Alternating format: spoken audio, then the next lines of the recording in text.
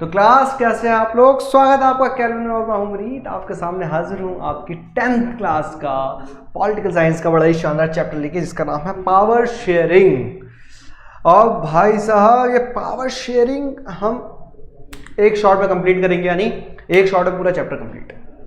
क्या क्या चीज़ें होने वाली हैं इसके अंदर हम डिस्कस करने वाले हैं, सारे पॉइंट्स, सारे चैप्टर कहाँ से कौन कौन से क्वेश्चंस आते हैं, किस किस टॉपिक से एज इट इज़ क्वेश्चन बनते हैं आपके चैप्टर के अंदर। मतलब अगर आपने ये चैप्टर पढ़ लिया तो मुझे नहीं लगता कि इस चैप्टर के अंदर से ऐसा कोई क्वेश्चन रहेगा जो आप ना करके हो भाई। एक बार ये चैप्टर पढ़ो, सारी चीज़ें खत्म, खल्लास finish, okay tata bye bye. ये हमारी गारंटी है, मास्टर की गारंटी है यार, क्या टेंशन ले रहे हो तो चलिए क्लास पावर शेयरिंग शुरू करने से पहले ठीक है बच्चा, हम कुछ चीज़ जान लेते हैं कि इसके अंदर हम बेसिकली दो देशों की जो कंडीशंस हैं या फिर आप कह सकते हैं केस स्टडी है वो पढ़ने वाले हैं। और जो दोनों देश हैं, पहला है हमारे पास श्रीलंका, ठीक है अच्छा, और दूसरा है हमारे पास बेल्जियम। Sri Lanka and Belgium. देखो भाई, जहाँ पर पॉजिटिव होता है वहाँ पे नेगेटिव भी होता है, जहाँ पे नेगेटिव होता है वहाँ पे पॉजिटिव भी होता है। मेरी राइटिंग को माफ कर देना, मेरी राइटिंग मेरी घटिया सी है, ठीक है। लेकिन एक चीज़ समझते हैं बच्चा मेरे कि श्रीलंका और बेल्जियम के अंदर फर्क है। एक पॉजिटिव वे है पावर शेयरिंग का, एक नेगेटिव वे है, यानी एक ने पावर शेयरिंग अच्छे से करी इसलिए उसके देश के अंदर सारी चीज़ें इक्वली बैलेंस रही, ठीक है, और चीज़ें स्मूथली चलती रही। लेकिन वहीं अगर हम दूसरे देश की बात करते हैं, जैसे श्रीलंका की बात करते हैं, उसने मेजोरिटेरियनिज्म अपनाया, जहाँ पर मेजोरिटी का राज चला और चीज़ें बदल गई, वहाँ पर सिविल वॉर चला और चीज़ें बिगड़ती चली गई। अब पावर शेयरिंग है क्या, सबसे पहली बात आती है कि व्हाट इज पावर शेयरिंग। अगर हम बात करते हैं बच्चा पावर शेयरिंग की, तो ऐसा क्या है पावर शेयरिंग। हम जानते हैं शेयरिंग का मतलब होता है बांटना। यार सर हाँ ये तो पता सर, क्या हिंदी इंग्लिश की डिक्शनरी बन रही हो। शेयरिंग का मतलब होता है बांटना, पावर शेयर का मतलब होता है बच्चा पावर को बांटना, यानी पावर को जब हम डिस्ट्रीब्यूट करते हैं डिफरेंट क्लासेस के अंदर डिफरेंट तरीके से, उसको हम पावर शेयरिंग का रूप दे देते हैं। ये बहुत इंपॉर्टेंट फैक्टर है यहाँ पर जो हमें समझना है। बच्चा समझ के देखते हैं, आपके घर के अंदर चॉकलेट आएगी, पापा चॉकलेट लेके आए हैं, आपका भाई बहन, ठीक है, भाई बंधु भतीजा बात जो भी आप माने वो है आपके घर में।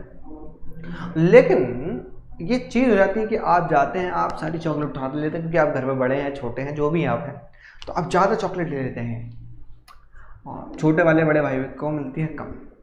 अब क्या होगा आप समझ सकते हैं, वहाँ पर होगा विश्व युद्ध, ठीक है, तृतीय विश्व युद्ध वहाँ पर शुरू हो जाएगा, जिसके अंदर दो महारथी लड़ रहे होंगे, ठीक है, युद्ध चल रहा होगा, तीर पे तीर चल रहे होंगे वहाँ पर, ठीक है, कुटाई चल रही होगी, किसी को कोई बर्तन फेंक के मार रहा होगा, कोई कोहनी फेंक के मार रहा होगा, कोई तकिया फेंक के मार रहा होगा और कोई किसी की चुटिया पकड़ के कोहनी मार रहा होगा। ये चलती है चीज़, ये चलती है भाई, ये चल रहा होता है, ठीक है। अगर पावर, यानी उस चॉकलेट को हम समझ लेते हैं पावर, अगर पावर इस तरीके से शेयर ना हो, मतलब इक्वली शेयर ना हो, तो सीधी बात है दंगे फसाद होने की पूरे चांसेस है। तो दंगे फसाद आपके यहाँ पर भी हो रहे थे, ठीक है, और उसी दंगे फसाद का जो रिलेशन है वो यहाँ से है। अगर हम पावर को शेयर ना करें ठीक तरीके से तो यहाँ पर दंगे फसाद हो जाएंगे। दंगे फसाद का मतलब है यहाँ पर कि भाई उस देश के अंदर अशांति बन जाएगी। There was lots of civil war situation और हिकस makes by the peoples.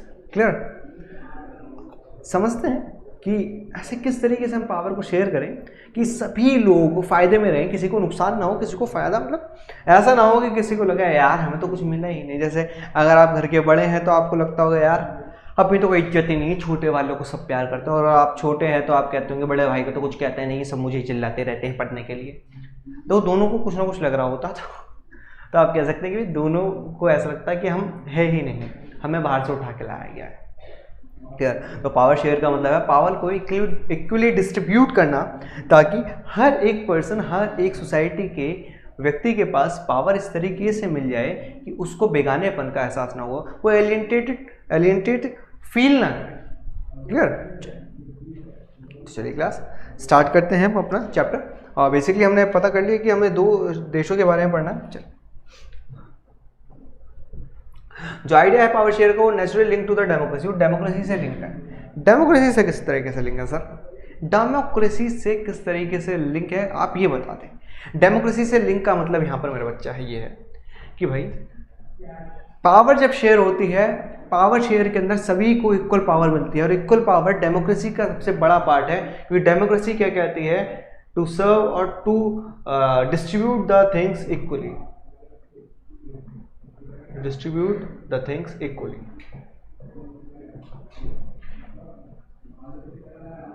Distribute the things equally, यानी जब हम इक्वली चीज़ों को बांटते हैं।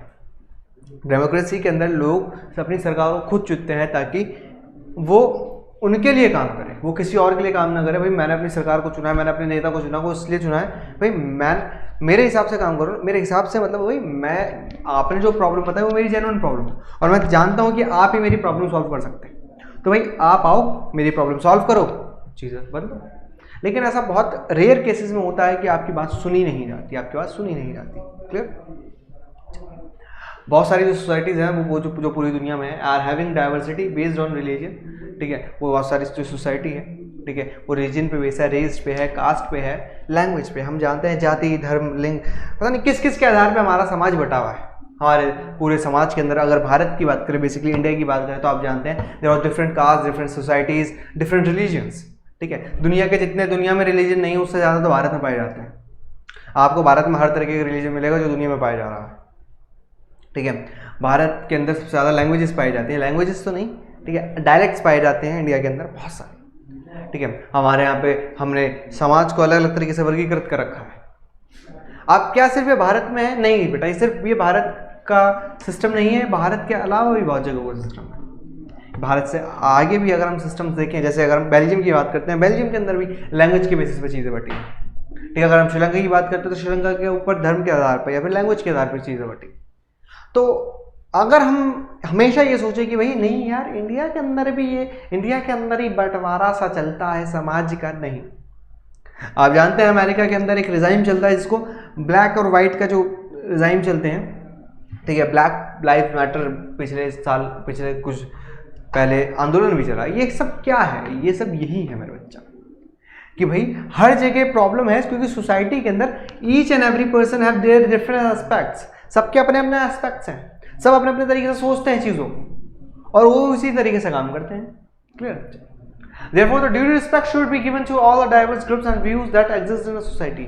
इसी कारण हम इतने डाइवर्स ग्रुप हैं, उन सब के जो चीज़ें हैं, उन सब के जो व्यू पॉइंट्स हैं, उन सबको लेकर आना पड़ेगा, ठीक है। उन सबको कहीं ना कहीं हमें एक पॉइंट देना पड़ेगा कि भाई हाँ, आप जो सोच रहे हैं सोसाइटी के लिए, या फिर जो आप विचार हैं आपके, वो भी कहीं ना कहीं इतनी वैल्यू रखते हैं कि हम आपको एग्जिस्ट कर रहे हैं, आपके हम विचारों को सम्मिलित कर रहे हैं। क्लियर? जैसे इसका मतलब ये है कि आप गए, आप घर पे बैठे हो, आप घर वाले पूछ रहे हैं पेंट कौन सा कराया जाए, आपने कहा कि यहाँ पे ना पिंक पेंट होना चाहिए, ठीक है, पिंक, ठीक है, BTS वाले पिंक, ठीक है। मम्मी ने कहा ठीक है पिंक देखते हैं, अभी पिंक लेकिन अच्छा नहीं लगेगा बेटा, ठीक है। मम्मी ने कहा बेटा पिंक अच्छा नहीं लगेगा। यहाँ पर क्या है, एक सिचुएशन एक ही है, तुमने कहा यहाँ पे पिंक करा लेते हैं, मम्मी ने कहा तुझसे पूछा। दोनों सिचुएशन समझो। पहली सिचुएशन में क्या था कि हाँ बेटा पिंक लेकिन अच्छा नहीं लगेगा, यहाँ पर करवा तो लेंगे लेकिन अच्छा नहीं लगेगा। दूसरा है तुझसे पूछा, दोनों में फर्क है। पहली सिचुएशन के अंदर जब आपकी मम्मी ये कही कि हाँ बेटा अच्छा नहीं लगेगा, तो यहाँ पर आपको ऐसा लगा कि आपकी बातों को कंसीडर किया गया, यानी आपकी बातों को सुना गया, समझा गया, फिर बताया गया है। लेकिन दूसरी सिचुएशन जहाँ पे आपसे कहते तुझसे पूछा, वहाँ पर सिर्फ एक ही चीज़ नजर आ रही है कि भैया आपके जो व्यू पॉइंट है उसकी कोई वैल्यू नहीं है, तुम्हारी कोई इज्जत नहीं है, तुम्हारी घय में। अगर तुम्हारी इज्जत नहीं है, तुम्हारी घय कहीं जाए, तो वहाँ कुछ नहीं हो सकता बेटी। तुम्हें लगेगा यार लगता है कूड़े से उठा के लाए थे मुझे, शायद हो भी, कुछ नहीं कर सकते। We will understand the impact of power sharing, हम पावर शेयरिंग का इम्पैक्ट समझेंगे, ठीक है। अरेंजमेंट बेल्जियम के अंदर, बेल्जियम एक छोटी सी कंट्री है यूरोप के अंदर, ठीक है, बहुत छोटी सी कंट्री, हरियाणा के अराउंड कंट्री है वो, ठीक है। और अब इसके अंदर हम जानेंगे कि इसके अंदर कितने तरीके के लोग बटे हुए थे, किस तरीके से लोग बटे हुए थे, और वो जो लोग थे वो किस तरीके से बाइफिकेटेड थे और उन्होंने किस तरीके से काम किया। क्लियर? देखिए भाई, जो बेल्जियम की अगर हम बात करें तो बेल्जियम की एथनिक कंपोजिशन बहुत कॉम्प्लेक्स थी। कॉम्प्लेक्स का मतलब क्या है यार, इस तरीके से समझते हैं यहाँ पर ना, एक मतलब ये मान लो ये बेल्जियम है, ये इसकी कैपिटल है, ठीक है।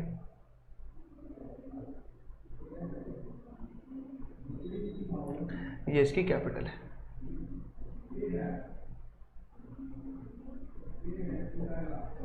Tiding tiding tiding tiding.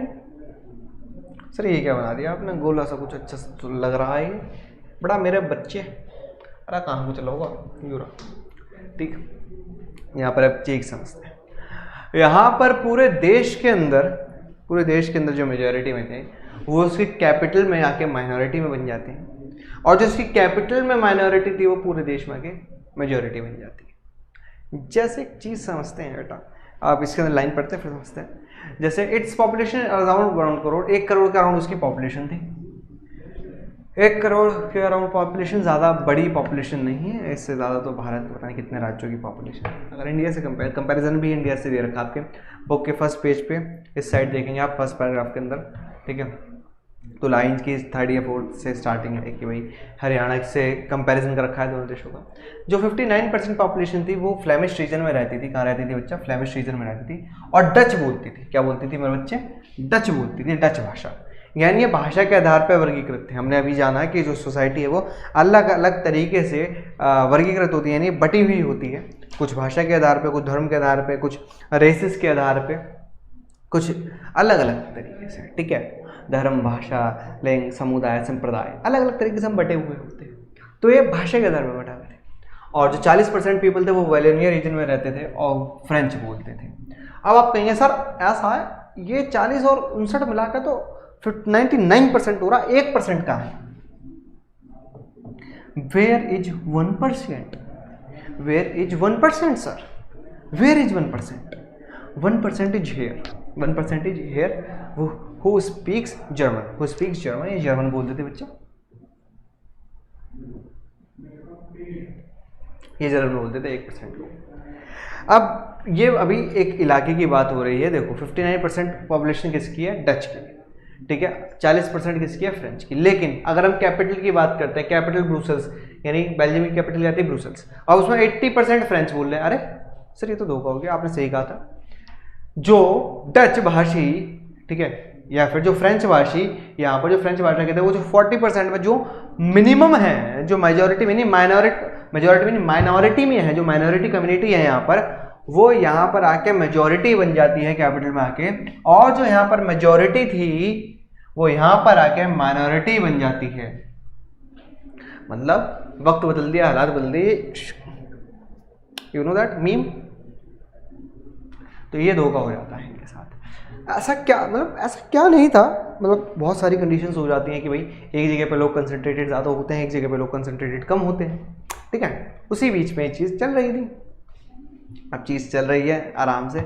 समझने वाली सिचुएशन ये है यहाँ पर कि भाई तो कैपिटल सिटी है इसकी ब्रुसेल्स, उसके अंदर अगर फ्रेंच भाषा को अधिकार दे दिया जाए तो पूरे देश में पिटेंगे, क्योंकि पूरे देश में कम है, ठीक है, उस रीजन में पिटेंगे। और अगर जो डच भाषी जो कम है, ठीक है, अगर उनको अधिकार दे दिया तो वो यहाँ पर बच जाएंगे, लेकिन यहाँ पर पिटेंगे। मतलब अगर किसी भी एक को अधिकार दिया आपने, किसी भी एक को आपने ज़्यादा पॉपुलैरिटी दी तो उस एरिया में तो बच जाएगा, लेकिन दूसरे एरिया में मार लगेगी उसमें। और समझ के देखो बच्चा, जब इतनी सारी सिचुएशन क्रिएट हो चुकी है, ठीक है, इतनी सिचुएशन क्रिएट है कि भाई एक जगह लोग ज़्यादा हैं, एक जगह लोग कम हैं, तो जब बैंग हो तो आप हमारा, सीधी बात है, जहाँ पर लोग ज़्यादा होते हैं, जैसे आपकी क्लासरूम में भी क्या होगा, गर्ल्स कम होंगी या बॉयज़ ज़्यादा होंगे, या बॉयज़ कम होंगे गर्ल्स ज़्यादा होंगी, दो ही सिचुएशन क्रिएट हो सकती हैं। अगर गर्ल्स कम हैं और गर्ल्स को ही टीचर बार बार पूछ रहा है, अरे बेटा कैसे हो आप, ठीक है, आपकी टीचर आती हैं और कहती हैं हाँ बेटा कैसे हो आप, लड़कियों से बात कर रही हैं, लड़कियों को डाउट ले रही है, लड़के आएगा, अरे मैडम ऐसे कैसे, हमारा हम नहीं है क्या यहाँ पर हैं मैडम, हमने फीस नहीं दी क्या, ऐसे कैसे। अब अगर दूसरी जगह आ जाते हम, मान के देखो लड़कियां ज़्यादा हैं और लड़के कम हैं, और टीचर आता है, ठीक है, और कहता है और बच्चों कैसे हो, तुम्हारे डाउट लेंगे ये करेंगे। अब जो मेजॉरिटी में वो अरे ऐसे कैसे सर, हम भी तो बैठे हैं यहाँ पर, कैसे सर, कैसे ऐसे कैसे, ऐसे कैसे, टीचर परेशान, यार करें तो करें क्या। तो वहाँ पर क्या प्रॉब्लम जनरेट होती है, वहाँ पर ये चीज़ हो सकती है कि दोनों ग्रुप्स को इक्वली ट्रीट किया जाए, ठीक है, ऐसा नहीं है कि किसी एक को ज़्यादा पावर दे दी, किसी को कम नहीं, आप इक्वली ट्रीट करेंगे तभी जाके वो चीज़ स्टेबलाइज होगी। इसकी कंडीशन बहुत क्रिटिकल है क्योंकि पूरे देश के अंदर अलग सिचुएशन चल रही है, कैपिटल में अलग सिचुएशन चल रही है। किसी को भी एक को भी अगर अधिकार देता है तो वो दूसरी जगह पे हल्ला गुल्ला या फिर उसके देश में अशांति, ठीक है, एस्केलेट हो जाएंगे। अब जो माइनॉरिटी है फ्रेंच की, वो French government was relatively rich and powerful, और जो फ्रेंच थे वो रिलेटिवली रिच थे और पावरफुल थे। अब कहीं सर ये माइनॉरिटी कैसे है? बेटा माइनॉरिटी हमने इस सेंस में कहा है, जिस मतलब ऑल ओवर सेंस में कहा है, नॉट कैपिटल। कैपिटल में 80% है और मान लो कैपिटल में 10 लाख लोग रहते हैं, उसमें सिर्फ 8 लाख लोग फ्रेंच बोल रहे हैं। अगर ऑल ओवर द करेंगे तो अराउंड सिर्फ 40% है, यानी सिर्फ 40 लाख लोग हैं और वो 59 लाख लोग हैं। तो उनके कंपैरिजन में ये माइनॉरिटी में ये रिच थे, फ्रेंच लोग थे रिच और पावरफुल, क्योंकि इन्होंने शुरू से ही अपनी एजुकेशन पे ध्यान दिया। इन्होंने शुरू से ही अपनी एजुकेशन पे ध्यान दिया। अब जब इन्होंने शुरू से ही अपनी एजुकेशन पे ध्यान दिया है, अपने मतलब बिजनेस पे ध्यान दिया है, तो दूसरों से तो अमीर बनेंगे ही बनेंगे। अपने यहाँ सर अमीर तो है ही। अब यहाँ पर ये क्वेश्चन बनता है, ये क्वेश्चन आता है, explain the composition of Belgium, explain the ethnicity या फिर कंपोजिशन ऑफ बेल्जियम। तो आप ये चारों पॉइंट लिखेंगे। पहली बात, आपका ये क्वेश्चन यहाँ से बन जाता है। कोई भी टीचर यहाँ पर अगर आपने ये सारे पॉइंट लिख दिए, कोई भी ऐसा टीचर नहीं, अगर ये 5 नंबर में क्वेश्चन है तो 5 में 5 ही देगा। 5 का तो नहीं आएगा, 3 नंबर का क्वेश्चन है ये, 5 नंबर बहुत आए नहीं वैसे तो, ठीक है, क्या क्यों बोलूँ कि ये कभी आ सकता नहीं।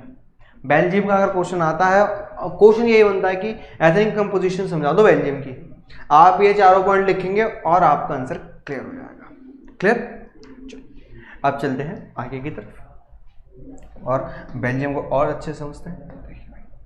ठीक है, ब्रुसेल्स के अंदर हम जानते हैं इस तरीके से बना हुआ है, 20% डच मतलब, ठीक है, और 80% फ्रेंच है। ठीक है, डच, फ्रेंच और जर्मन ये था आपका मेन। स्पीकर्स के अंदर अगर 59% डच हैं, 40% आपके फ्रेंच है और 1% जो जर्मन, जो हम पहले पढ़ के आए हैं। Dutch speaking community got the benefit of economic development later, और डच भाषी जो लोग थे उनको बाद में जाके कुछ ना कुछ चीज़ें मिली, बाद में जाके उनको अधिकार मिले, बाद में जाके उनको वो सारी वैरायटीज़ मिली जो वो चाहते थे। तो सीधी बात है बच्चा, अगर एक कम्युनिटी काफ़ी अमीर है लेकिन है माइनॉरिटी, है आपसे कम लेकिन अच्छे हैं, ज़्यादा अच्छा कमा रहे हैं, एजुकेशन भी ज़्यादा उनके बच्चे उसके, तो आपके मन के अंदर कहीं ना कहीं एक विरोधाभासपन हो जाता है कि ऐसा क्यों, वाई, ऐसा क्या है उसमें जो मुझ में नहीं, जबकि हम तो ज़्यादा हैं, हम तो इस देश के अंदर ज़्यादा हैं, तो हमारा इन रिसोर्सेज पे ज़्यादा अधिकार है। जहाँ आप ये सोचते हैं कि हम ज़्यादा हैं, ठीक है, या फिर हम कम हैं तो हमारे रिसोर्सेज पे ज़्यादा अधिकार है, नहीं भाई साहब नहीं। ठीक है, अगर आप उस देश के अंदर समान तरीके से रह रहे हैं, आप उस देश के कर्तव्य, अगर आप मांग करते हैं अपने अधिकारों की और आप अपने कर्तव्यों को भी डिमांड कर रहे हैं, आप अपने कर्तव्य पूरे कर रहे हैं, तो बच्चा आप इक्वल हैं, आप क्या हैं, इक्वल हैं, you are all equal. Clear? ठीक है, चल ये लेट करता है एक टेंशन बिटवीन दोनों कम्युनिटी के अंदर टेंशन क्रिएट हो जाती है 1950 से 60s को लेकर, 60s में। ठीक है, तो Dutch speaking were in the majority in the country but were in minority in the capital Brussels. जो डच थे वो मेजोरिटी में तो थे देश में, लेकिन जैसे ही कैपिटल की बात होती थी वहाँ पे वो माइनॉरिटी में आ जाते थे। अब ये कहते थे यार ये तो परेशानी वाली बात है कि हम इस तरीके से कैसे चलेंगे, हम कैसे काम कर सकते हैं, ऐसे तो पॉसिबल नहीं है हमारा काम करना। तो ये पॉसिबिलिटी बहुत रियलिस्टिक थी, ठीक है, कि भाई ऐसे तो काम चल नहीं सकता, क्योंकि अगर हम अधिकार की मांग यहाँ पर करेंगे, ठीक है, बेल्जियम के अंदर अगर ब्रुसेल्स ये रहा आपका, अगर हम यहाँ पर मांग करते हैं तो हम मतलब अगर हम मांग करते हैं तो हम बाहर तो बच जाएंगे लेकिन ब्रुसेल्स में पिटेंगे। ठीक है, अगर ब्रुसेल्स के अंदर जाएंगे तो दूसरी तरफ पिटेंगे। तो भाई पिटने का मतलब यहाँ पर है कि भाई आप अधिकार कैसे मांग लेंगे, एक जगह तो आप माइनॉरिटी में आप अपनी सारी चीज़ें फुलफिल कर नहीं पाएंगे। क्लियर? अब आगे चलते हैं। अब इन्होंने क्या किया, बेल्जियम को ये समस्या समझ में आ गई थी कि उसके देश में क्या क्या समस्याएं हैं। अब इन समस्या को दूर कैसे किया जाए, दिक्कत ये नहीं थी कि समस्या है, दिक्कत ये है कि अब इस समस्या को दूर कैसे किया जाए, how to resolve this problem. तो प्रॉब्लम रिजॉल्व करने के लिए बेल्जियम ने 4 बार, कितनी बार, 4 बार अमेंडमेंट्स किए। अमेंडमेंट्स आप जानते हैं संशोधन यानी संविधान के अंदर बदलाव किए 4 बार। कब? 1970 से लेकर 93 तक। ठीक है। और जो बेल्जियम था कॉन्स्टिट्यूशन को, so as to bring an arrangement that would enable everyone to live together within the same country, ताकि सभी लोग एक तरीके से एक समान रूप के साथ उस देश में रह पाए। मान के देखिए, जैसे मैंने चॉकलेट का एग्जांपल दिया, चॉकलेट आई, ठीक है, आपके घर वालों ने सोचा यार इनमें लड़ाई हो जाएगी अगर इनको बांटने को मिली, तो उन्होंने क्या करा, एक चॉकलेट आपको दी, एक चॉकलेट आपकी बहन या भाई को दी, क्लियर, दोनों को इक्वल दे दी चॉकलेट, और कहा कि भाई दोनों इक्वल अपनी अपनी चॉकलेट खाएंगे, दूसरे की चॉकलेट कोई नहीं मांगेगा, अगर मांगा तो बहुत पिटेगा, मांगा तो बहुत पिटेगा। तो सीधी बात आपको क्या, हाँ सर, तो कुछ नहीं होगा, तो आराम से चीज़ें चलेंगी, दिक्कत परेशानी वाली बात तो है ही नहीं, तो बस फिर ठीक है। तो इन्होंने भी ये कहा कि कुछ ऐसे अधिकार बना देते हैं ताकि सब कुछ आराम से चले, कोई किसी को ना मारे ना पीटे, सब कुछ शांति प्यार मोहब्बत से चलता रहे, और यही सब चाहते थे, तो यही होने वाला था। चलिए अब देखते हैं कि क्या होने वाला था। इन्होंने 4 बार संशोधन किए, अलग अलग तरीकों को जोड़े, ठीक है, कुछ चीज़ों को हटाया, कुछ चीज़ों को जोड़ा, ताकि सभी लोग बराबरी के तौर पे चलते हैं। अब वो 4 संशोधन क्या थे ये बात करते हैं, और यहीं पर आपका नेक्स्ट क्वेश्चन जनरेट होता है बच्चा यहाँ पर, ठीक है। what were the amendments has done by the Belgium to make the composition more ethnic and to resolve all the conflicts in their country of Dutch and French। कि भाई ऐसे कौन कौन से अमेंडमेंट्स हैं जो बेल्जियम ने करे थे ताकि वो अपने देश को संभाल सके, अपने देश को बराबर कर सके, अपने देश को पूरा कर सके, अपने देश के अंदर से कन्फ्लिक्ट को हटा सके। ये चीज़ जानते हैं। जो स्टेप्स थे जो रिमूव किए गए टेंशन को बदलने के लिए बेल्जियम की, वो देखते हैं। पहला है equal number of Dutch and French speaking minister in central government, कि भैया इक्वल नंबर होंगे डच और फ्रेंच स्पीकिंग मिनिस्टर के सेंट्रल गवर्नमेंट के अंदर। सेंट्रल गवर्नमेंट के अंदर जो डच और फ्रेंच मिनिस्टर्स हैं वो दोनों इक्वल रहेंगे। इसका मतलब क्या है, अब इसका तसल्ली से मतलब समझते हैं बच्चा। जैसे सेंट्रल गवर्नमेंट बनी, हम जानते हैं there was different type of government, central होती है, स्टेट होती है, अलग अलग होती है। तो इनका जो सेंट्रल गवर्नमेंट बनेगी, ठीक है, अगर मान लो उसके अंदर 100 मिनिस्टर है, तो 100 में से 50 होंगे आपके डच और 50 होंगे आपके फ्रेंच, ठीक है। साथ ही साथ जैसे जैसे कम्युनिटी बनती रहेगी, जैसे क्योंकि कुछ जगह पे जर्मन थे, तो जर्मन के नेताओं को भी कुछ ना कुछ सीटें हम देंगे, इक्वली सीट मिलेगी उन्हें भी, उसके अकॉर्डिंग टू देयर कंपोजिशन, ठीक है। सुन लो, मैंने पहले कह दिया कि जर्मन्स को जो थे उनको भी सीट मिलेगी, उनको भी इक्वल मिलेगी, उनकी कम्युनिटी गवर्नमेंट बनेगी। क्लियर, एक पॉइंट क्लियर कर दिया। इक्वल नंबर से क्या होगा बेटा, डच और फ्रेंच को कभी ये नहीं लगेगा कि हमारे नेता ज़्यादा हैं या हमारे नेता कम। डच हो चाहे फ्रेंच हो, दोनों अपने तरीके से काम कर रहे हैं भाई। आपके नेता 50 हैं, आपके नेता 50 है, आप अपने 50 से काम करें, आप अपने 50 से काम करें, दोनों एक दूसरे के पास नहीं आएंगे, दोनों एक दूसरे से कोई भी मतलब नहीं रखेंगे। ये बात यहाँ पर कही गई, बात यहाँ पर कही गई। Clear. Wide powers to state government को वाइट पावर्स दी गई, कुछ ज़्यादा पावर दी गई। State governments are not subordinate to the central government. यहाँ पर ये कहा गया जो स्टेट गवर्नमेंट है, जो स्टेट्स की गवर्नमेंट है, जैसे ब्रुसेल्स इन सबकी गवर्नमेंट हो गई, ये केंद्र सरकार के अधीन नहीं है, ये अपने अधिकारों पे काम करेगी। आप कह रहे हो सर, मतलब ये है बेटा, आपको जो चॉकलेट दी गई है आप किसी से शेयर नहीं करोगे, या आपकी चॉकलेट आप खुद खाओगे, और ना ही कोई आपसे पूछ सकता, नहीं कोई आपसे मांग सकता। आपको सर ये तो बहुत अच्छी बात है, ऐसे तो हमारी चॉकलेट बच जाएगी, वरना हमारी चॉकलेट तो हमारी बहन चबा जाती है, भाई चबा जाता है, कहता है थोड़ी सी दिखा दे। तो ये चीज़ की गई। 2 चीज़ें सबसे पहले क्या की, पहले कि भैया मंत्रियों को इक्वल कर दो, मिनिस्टर्स को इक्वल कर दो, ताकि दोनों कम्युनिटी में ये ना रहे कि भाई हमें ज़्यादा पूछ रहे हैं या हमें ज़्यादा नहीं, क्योंकि सीधी बात है मेजॉरिटी जिसकी होगी वही जीत जाएगा। वो कहेगा भैया डच की मेजॉरिटी है पूरे देश में, तो पता चल रहा है डच के मिनिस्टर बनने हैं। लेकिन जैसे ही वो कैपिटल में जाते हैं तो डच के तो 5-10 मिनिस्टर बनने, फ्रेंच के ही सारे मिनिस्टर बने बैठे। हाँ सर, पॉसिबिलिटी तो है। तो इन्होंने कहा कि भैया इससे बढ़िया दोनों कर दो इक्वल, दोनों कर दो बराबर, दोनों के मिनिस्टर इक्वल रहेंगे, ठीक है। जो राज्य सरकार है वो केंद्र सरकार के अधीन नहीं होगी, वो अपने हिसाब से अपना काम करेगी, वो किसी से मतलब नहीं रखेगी। क्लियर। नेक्स्ट है separate government in Brussels in which both the communities have equal representation. Brussels की अलग गवर्नमेंट बनाएगी, ब्रुसेल्स की अलग, यानी कैपिटल की अलग गवर्नमेंट बनाएगी, जिसके अंदर ये कहा गया सभी कम्युनिटी जो है, जो दोनों कम्युनिटी हैं, ठीक है, उनकी इक्वल रिप्रेजेंटेशन होगी, यानी इक्वल उसके नेता होंगे, इक्वली वो काम कर रहे होंगे और इक्वली तरीके से चीज़ें चलेंगी, इक्वल तरीके से चीज़ें चलेंगी। विदाउट देयर कंसर्न कुछ भी नहीं होगा, कुछ भी नहीं होगा मेरा बच्चा। क्लियर? मतलब ब्रुसेल्स के अंदर अब गवर्नमेंट भी अलग चलेगी, कैपिटल की गवर्नमेंट अलग है, स्टेट की गवर्नमेंट अलग है, ठीक है, मेन गवर्नमेंट अलग है। मेन गवर्नमेंट के अंदर नेता भी इक्वल रहेंगे। ब्रुसेल्स की जो गवर्नमेंट बनेगी यानी जो कैपिटल की गवर्नमेंट बनेगी उसके अंदर भी इक्वल रिप्रेजेंटेशन होगा, यानी अगर 10 नेता डच के हैं तो 10 नेता फ्रेंच के होंगे, ठीक है, अगर 20 नेता डच के हैं तो 20 नेता फ्रेंच के होंगे। ये बनाया गया और ऐसा होता भी है। जब हम आगे पढ़ेंगे पावर शेयरिंग को और हिसाब तरीके से तब हम जानेंगे और समझेंगे कि किस तरीके से चीजें चल रही। क्लियर? अब चलते हैं नेक्स्ट पे। Community government elected by the particular language speaking community. This government has to power regarding cultural education and language related.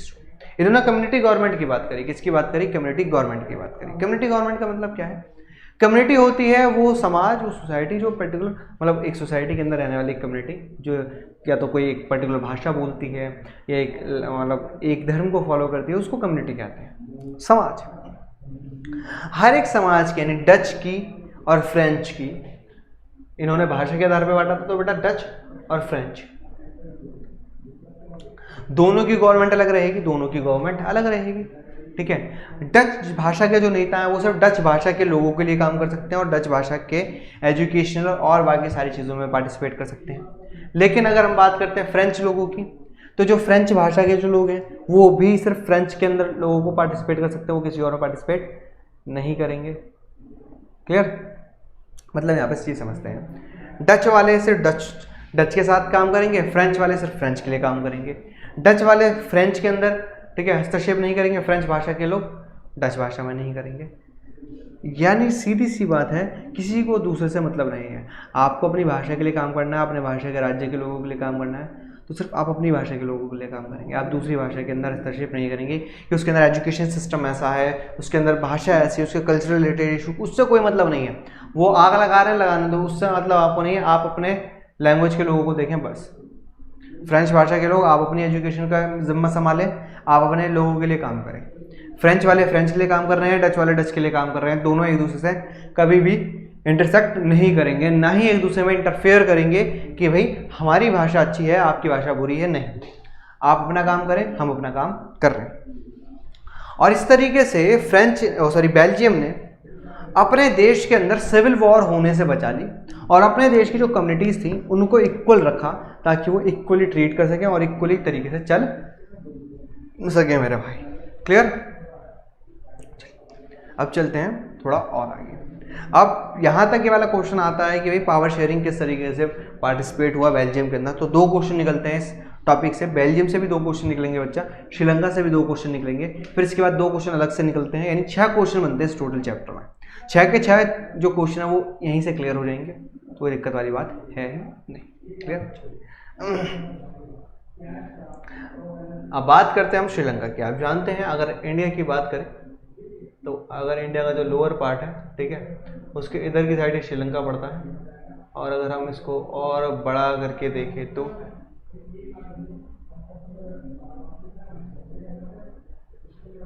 इस तरीके से श्रीलंका पड़ता है। यहाँ से राम सेतु जा रहा है, ठीक है। क्लियर? अब देखना बच्चा, हम जानते हैं ऊपर क्या होता है, सर नॉर्थ होता है, नीचे क्या होता है बच्चा, साउथ होता है, इधर क्या होता है, ईस्ट होता है, इधर क्या होता है, वेस्ट होता है बच्चा, ठीक है।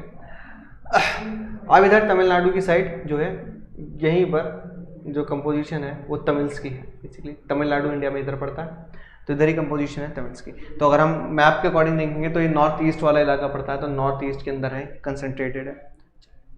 श्रीलंका जो है एक आइलैंड नेशन है, आइलैंड देश है, ठीक है, कुछ किलोमीटर दूर है साउथर्न कोस्ट से इंडिया के। इसकी जो पॉपुलेशन है वो अराउंड 2 करोड़ है, 2 करोड़ है, ठीक है, बहुत कम, ठीक है, 2 करोड़ की पॉपुलेशन है। दूसरे नेशन के अकॉर्डिंग जैसे south Asia region, Sri Lanka has diverse population. यहाँ पर भी अलग अलग तरीके के लोग रहते हैं। हम जानते हैं साउथ एशिया के अंदर अगर हम आते हैं, साउथ एशिया नीचे वाले पार्ट में आते हैं, यहाँ पर हर एक देश के अंदर अलग अलग तरीके के लोग रहते हैं, अलग अलग धर्म है, भाषाएं हैं, जात है, सब कुछ, ठीक है। और श्रीलंका तो भारत से सटा हुआ एक देश है जिससे इंडिया की पॉलिटिक्स भी बहुत ज़्यादा प्रभावित होती है, क्योंकि कहीं ना कहीं श्रीलंका इंडिया को और इंडिया श्रीलंका को प्रभावित करता है। ऐसा होता है, नेबरिंग कंट्रीज एक दूसरे को प्रभावित करती हैं। अगर रिलेशन अच्छे हैं आपके कंट्रीज के अंदर तो दोनों देश एक दूसरे की हमेशा हेल्प करेंगे। अगर रिलेशन अच्छे नहीं हैं तो दूसरा देश कभी दूसरे देश की मदद नहीं करता। क्लियर। श्रीलंका इमर्ज होता है कि एज ए इंडिपेंडेंट कंट्री के तौर पे 1948 के अंदर एक देश बनता है, ठीक है, कि यहाँ हम एक देश है, ठीक है। 1948 के अंदर जो लीडर्स होते हैं वो सिन्हाला कम्युनिटीज़ को होते हैं। यहाँ पर भी आप देखिए कम्युनिटी आ गई, सिन्हाला और तमिल्स। बेसिकली तमिलनाडु के अंदर बेसिकली अगर श्रीलंका की बात की जाए तो यहाँ पर दो तरीके के लोग थे, एक थे तमिल्स, एक थे सिन्हाला।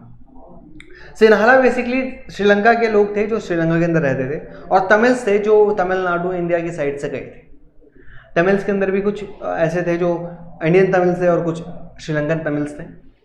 बट बात ये थी जो मेजॉरिटी कम्युनिटी थी वो सिन्हाला की थी। सिन्हाला वहाँ पे मेजॉरिटी में थे, और मेजॉरिटी में होने के साथ उन्होंने हमेशा से ही अपना हक जताया। मतलब जैसे आपके ऊपर आपका बड़ा भाई, बड़ी बहन, या छोटा भाई या छोटी बहन, छोटा भाई छोटी बहन तो नहीं, बड़ा भाई या बड़ी बहन आपके ऊपर अधिकार जमाते कि अरे तू छोटा है, तूने कैसे बोला, ठीक है।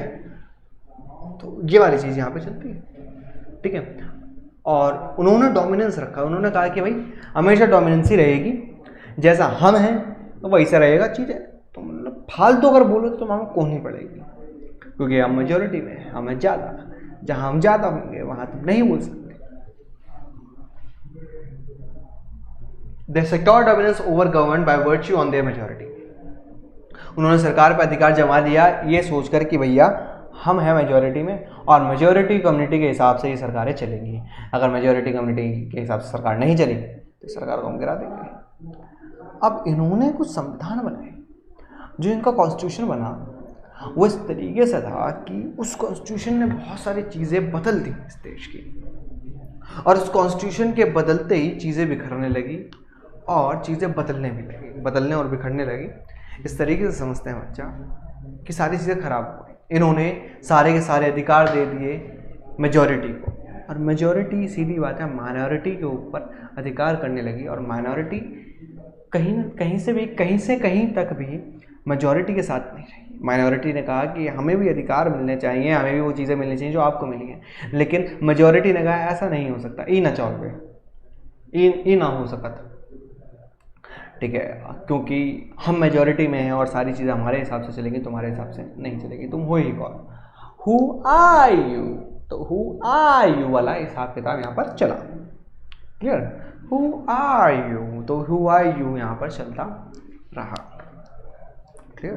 चलो अब चलते हैं आगे। As a result the democratically elected government adopted a series of majoritarian measures to establish Sinhala supremacy. Sir majoritarian यानी बहुसंख्यकवाद। जब ज़्यादा हो जाते हैं लोग तो अपना दबदबा कायम करने लगते हैं। जैसे आपकी क्लास के अंदर मान के देखते हैं लड़कियां ज़्यादा हो गई तो लड़कियां हमेशा ऐसे कहेंगी अरे नहीं हमारे हिसाब से चलेंगी चीज़ें जनाब, हम चलाएंगे इस देश को, अरे ऐसे कैसे चलाएंगे, ठीक है।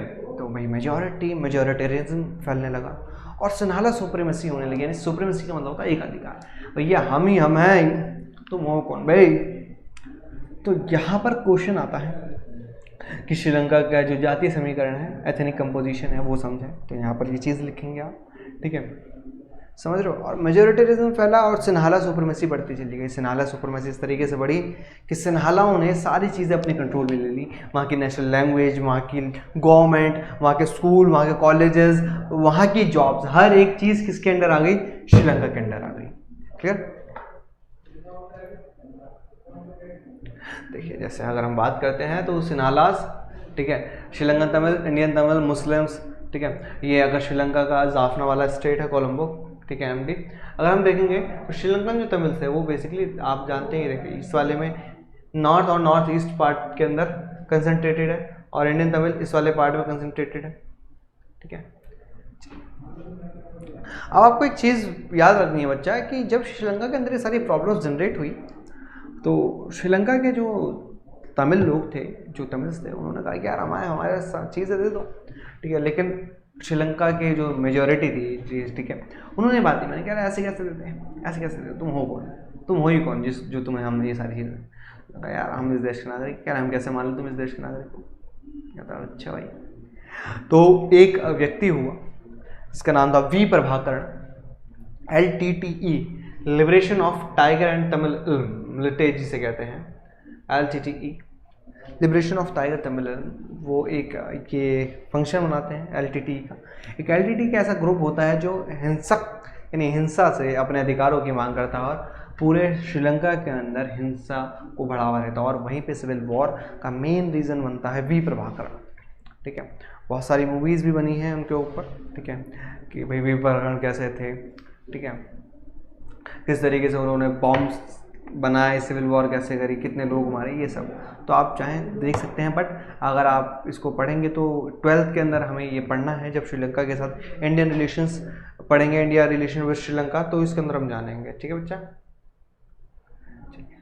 तो भैया की फीचर क्या थे 1956 के एक्ट के, यानी वो एक्ट, वो संवैधानिक जो एक्ट था जो श्रीलंका ने लाया, जो श्रीलंका लेके आया, जिसकी वजह से उसके देश के अंदर ये चीज़ें बदलने लगी और बिगड़ने लगी। बदलने और बिगड़ने लगी मतलब सिविल वॉर की कंडीशन बन गई।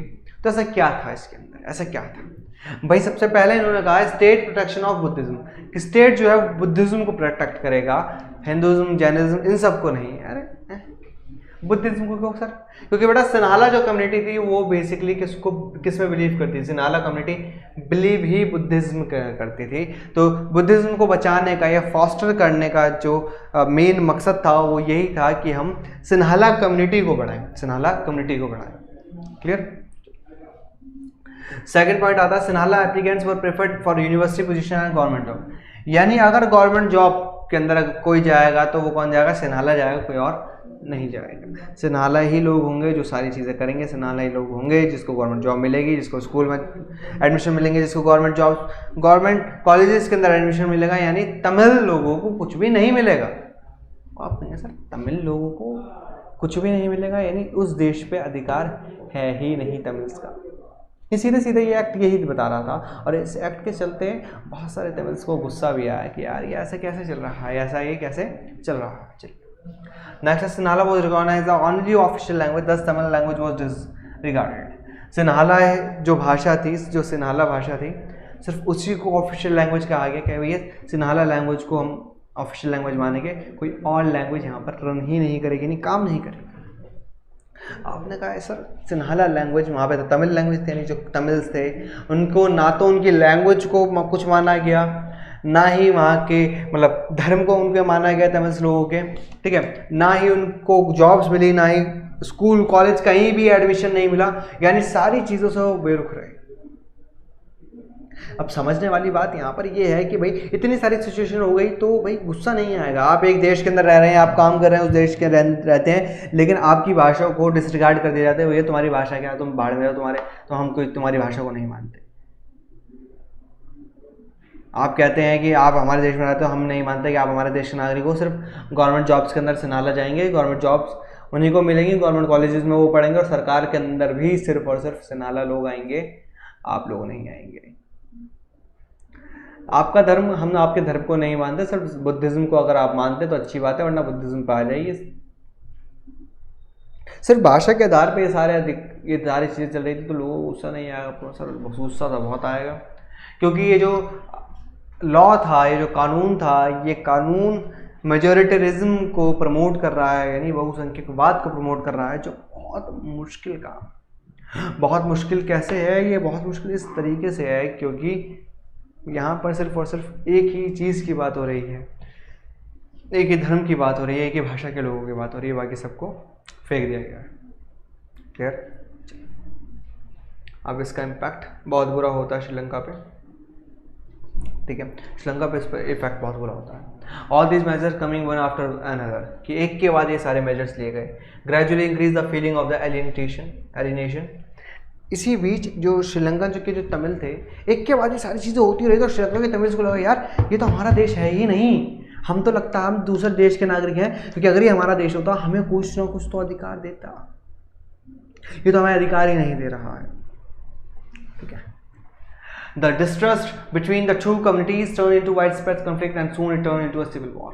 और धीरे धीरे ये जो चीज़ थी, ये दोनों राज्यों के मतलब दोनों कम्युनिटी के अंदर एक गुस्से का रूप ले लेती है, और दोनों के अंदर का जो खाई है वो बड़ी हो जाती है, और वहीं से सिविल वॉर स्टार्ट हो जाता है। ये दोनों जो कम्युनिटीज़ होती हैं एक दूसरे के खून की प्यासी हो जाती है, क्योंकि तमिल चाहते थे कि उनको अधिकार मिले और सिन्हाला चाहते थे उनको अधिकार ना मिले, तो उन्होंने हिंसा का रास्ता अपनाया और न जाने कितने ही नेता मार दिए। मैंने आपको बताया था वी परागण ने एलटीटी का रुख अपनाया और उस देश के अंदर ऐसी ऐसी जगहों पे बॉम्ब, प्लास्टिक बॉम्ब्स, पता नहीं कैसे कैसे बॉम्ब्स बनाए और लोगों को मारा। उन्होंने वी परागण ने अपनी पर्सनल आर्मी बनाई जो इसका अधिकार मांग रही थी। इल्म का मतलब होता है एक सेपरेट स्टेट। इन्होंने सेपरेट स्टेट की मांग की, भैया हमें सेपरेट जगह दे दो और हम वहाँ पे जी लेंगे। उन्होंने कहा नहीं। यही रीजन था कि जब पीस कीपिंग फोर्स आई थी श्रीलंका के अंदर, ठीक है, पीस कीपिंग फोर्स को भेजा गया इंडिया से, तो ये कहते हैं कि भैया इंडिया को तो हमारी मदद करनी चाहिए क्योंकि इंडियन तमिल्स भी हैं और ये हमारी मतलब इंडियन आर्मी भेज के हमारी मरवा रहे हैं। तो वी प्रभाकरण ने उस वक्त यानी भूतपूर्व हमारे प्रधानमंत्री श्री राजीव गांधी जी को बॉम्ब से उड़वा दिया था। श्रीलंका को लगा यार कि कुछ ज़्यादा ही क्रेजी कर दिया इसने, आपने एक देश का भूतपूर्व प्रधानमंत्री उड़ा दिया, ठीक है, एक ऐसे परिवार का व्यक्ति उड़ा दिया जिस मतलब की हत्या कर दी जिसको जिसका जो पास्ट है वो देश की आज़ादी से जुड़ा हुआ है। आपको लगता था कि हम छोड़ देंगे, नहीं, इंडिया ने भी बहुत चीज़ें उठाई लेकिन धीरे धीरे ये इतना मतलब ये इस रक्त तक फैला हुआ था श्रीलंका के कि ये इतनी जल्दी ख़त्म होने वाला नहीं था। उसको ख़त्म होने में बहुत समय लगने वाला था और ये बहुत समय लगा भी, क्योंकि ये एक ऐसा नासूर था जो रह रहकर श्रीलंका की जो सरकार थी उसके आगे आ रहा था। वी सॉ कॉन्ट्रास्टिंग फॉर्म्स, हमने कॉन्ट्रास्टिंग फॉर्म देखी पावर शेयरिंग की जो बेल्जियम और श्रीलंका के बीच थी। बेल्जियम के अंदर कॉन्स्टिट्यूशन को अमेंड किया गया, कॉन्स्टिट्यूशन को बार बार संशोधित किया गया ताकि दोनों कम्युनिटी एक साथ चल सकें, दोनों के अंदर एक अरेंजमेंट बन सके और सभी के सभी साथ साथ मिलकर रह सकें एक ही देश के अंदर। क्योंकि बेल्जियम नहीं चाहता था कि भाई सिविल वॉर जैसी कंडीशन होगी, अगर सिविल वॉर जैसी कंडीशन होगी तो वो देश वो चीज़ नहीं झेल पाएगा भाई। लेकिन अगर श्रीलंका की बात करें तो श्रीलंका ने मेजोरिटेरिज्म का तरीका अपनाया, यानी बहुसंख्यकवाद का तरीका अपनाया जो उसने अडॉप्ट किया एलियनेशन की वजह से। मतलब तमिल्स को ऐसा लगने लगा कि वो एलियनेटेड है, मतलब एलियन है, यानी दूसरे देश से आए हुए हैं हम यार, हम इस देश के नागरिक ही नहीं हैं। तो उनको लगा ये बुरी बात है। और जो सिविल वॉर स्टार्ट हुई थी ये कब एंड होती है? एंड होती है 2009 के अंदर, यानी अभी कुछ सालों पहले, अगर आप बात करें तो कुछ सालों पहले अभी एंड हुई है ये बात। Hence it can be said that power sharing is necessary, और इसलिए कहा जाता है कि पावर शेयरिंग जरूरी है, वरना आपके देश के अंदर ऐसी सिविल वॉर की कंडीशन बन जाएगी कि आपका देश कभी आगे तरक्की कर ही नहीं पाएगा, और अगर तरक्की नहीं कर पाया तो चीज़ें बदल जाएंगी और बिगड़ जाएंगी। ठीक है, आई होप आपको ये चारों क्वेश्चंस आपके समझ में आ गए। ठीक है, चारों क्वेश्चन पूछे जाते हैं बेसिकली। ठीक है कि भाई 1956 का एक्ट क्या था, ठीक है, एथनिक कंपोजिशन श्रीलंका की समझा दीजिए या फिर बेल्जियम की समझा दीजिए, ये सारी चीज़ें इसके अंदर आती हैं। अब चलते हैं हम नेक्स्ट पे और ये जानते हैं कि पावर शेयरिंग डिजायरेबल क्यों है, ऐसा क्यों चाहिए हमें पावर शेयरिंग। और ये क्वेश्चन पूछता भी है, क्वेश्चन पूछा भी है कि प्रूडेंशियल रीजन समझाइए, मोरल रीजन समझाते हैं। ठीक है, दो तरीके के रीजन होते हैं बेटा, एक प्रूडेंशियल होता है, एक मोरल रीजन होता है। प्रूडेंशियल रीजन है it helps to reduce the possibility of conflict between the social groups. ये पर्टिकुलर रीजन है कि हाँ भाई ऐसा होता है। ठीक है, ये हम कह सकते हैं कि भैया ये ऐसी चीज़ें होती हैं, ये प्रैक्टिकल यूटिलिटी है इसकी। प्रैक्टिकल यूटिलिटी के अंदर पहला रीज़न ये है कि ये कन्फ्लिक्ट, सोशल ग्रुप्स के कन्फ्लिक्ट को ना कम कर देता है कि कन्फ्लिक्ट नहीं होते, यानी लोगों के बीच में टकराव नहीं होता, टकराव की परिस्थितियों को कम कर देता है। ठीक है, टकराव की परिस्थितियों को कम कर देता है। ठीक है, सेकेंड है it ensure the stability of political system. Political system stable रहता है। आपने देखा श्रीलंका के अंदर भाई सरकार बदलती रही, ठीक है, क्योंकि वहां पर किसी भी एक मतलब एक कोई उन्होंने मेजोरिटी को दे रखा था, भाई युद्ध हो रहा है तो कभी सरकार गिरेगी कभी उठेगी। लेकिन अगर आपने पावर शेयर कर रखी है तो दोनों कम्युनिटी के अंदर इक्वली चीजें चलेंगी और इक्वली चीजें रन करेंगी, तो चीजें चलेंगी और इक्वली चीजें रन करेंगी।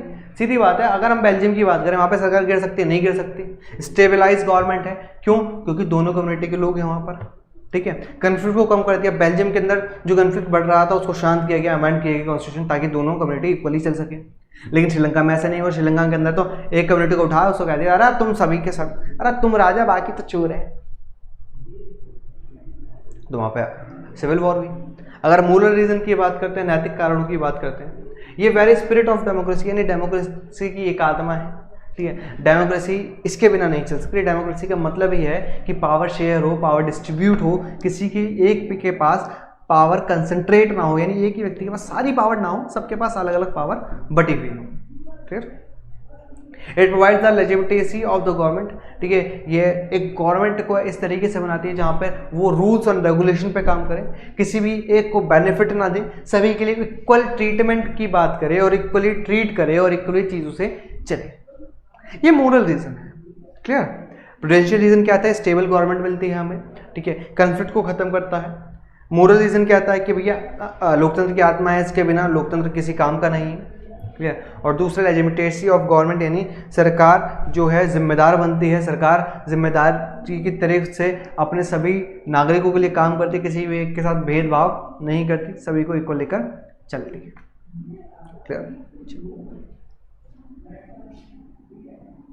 नेक्स्ट आता है पावर शेयर के फॉर्म्स कौन कौन से हैं, कौन कौन सी पावर शेयरिंग के फॉर्म्स है। Forms of power sharing 4 forms होती हैं बच्चा, ठीक है, चारों इंडिया के अंदर अवेलेबल हैं, चारों इंडिया के अंदर अवेलेबल हैं। जब हम नेक्स्ट चैप्टर पढ़ेंगे तब हम इसके बारे में और अच्छे से डिस्कस करेंगे, ठीक है, कि भाई कौन कौन सी चारों फॉर्म इंडिया के अंदर है। अगर हम बात करते हैं, देखो हमारे पास हॉरिजॉन्टल पावर शेयर भी होती है बच्चा, ठीक है, ठीक है, वर्टिकल भी होती है, ठीक है, हॉरिजॉन्टल होती है, वर्टिकल होती है। अगर मैंने ये हॉरिजॉन्टल और वर्टिकल गलत बोला हो तो कृपया करके माफ़ कर दे, ठीक है, क्योंकि हमारी मैथ कमज़ोर है, ठीक है, इस तरीके से बांटी जाती है।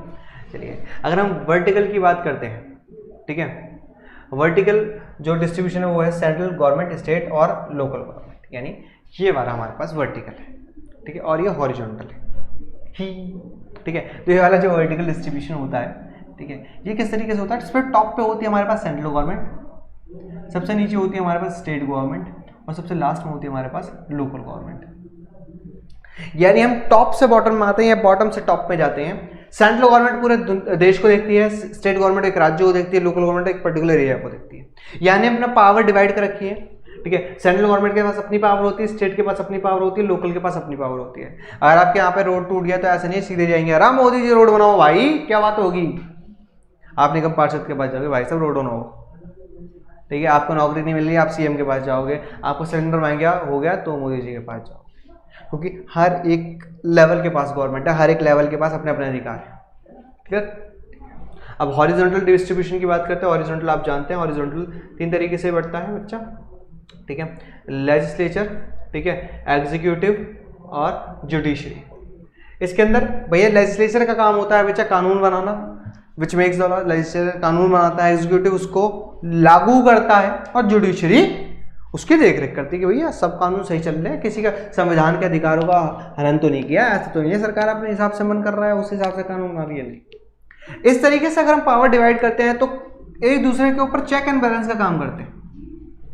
जुडिशरी कहती है कि भाई आप अपना कानून चेक करें, ठीक है, जुडिशरी के पास पावर है कि उस कानून को रोक सकते हैं अगर उसके अंदर उसको लगता है कि संविधान का किसी भी अधिकार का हनन हुआ है।